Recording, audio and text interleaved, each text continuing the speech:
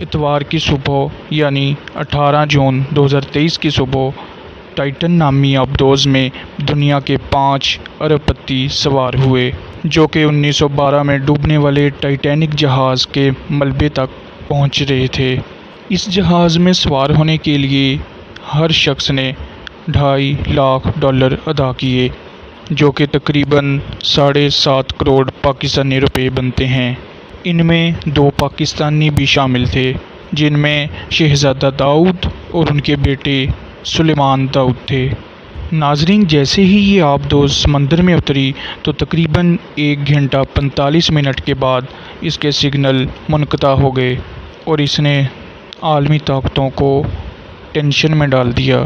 امریکہ اور کینیڈا کی rescue forces کی دوڑیں لگ گئیں، کیونکہ اس میں کوئی عام لوگ نہیں بلکہ دنیا کے ارب پتی سوار تھے۔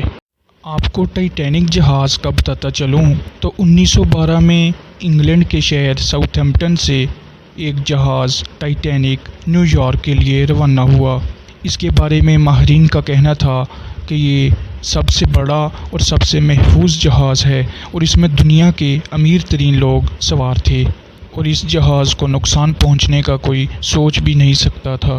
لیکن 15 اپریل 1912 کو نارتھ اٹلانٹک اوشن میں یہ ٹائٹینک آئس برگ سے ٹکرا گیا اور زمین بوس ہو گیا۔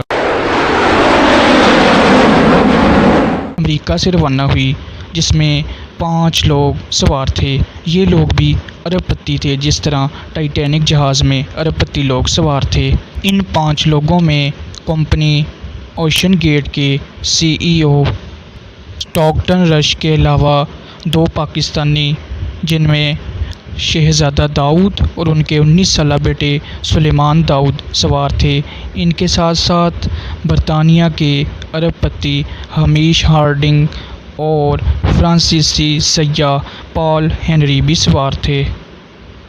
اتوار کی رات کو امریکہ اور کینیڈا کی فورسز نے انتھک محنت کی تاکہ کسی نہ کسی طرح اس آبدوز کا سراغ مل سکے۔ جیسے جیسے وقت گزرتا گیا، اس محنت میں بھی تیزی آتی رہی، لیکن اس آبدوز میں صرف 4 دن کی آکسیجن باقی تھی۔ پھر آہستہ آہستہ امریکی کوسٹ گارڈ نے اپنے ہاتھ کھڑے کرنے شروع کر دیے۔ ان کا کہنا تھا یہ آبدوز اتنی گہرائی میں چلی گئی ہے کہ وہاں تک ہم جانے کا سوچ بھی نہیں سکتے، اور 22 اور 23 جون کی شب امریکی کوسٹ گارڈ نے ان 5 افراد کی موت کا اعلان کر دیا۔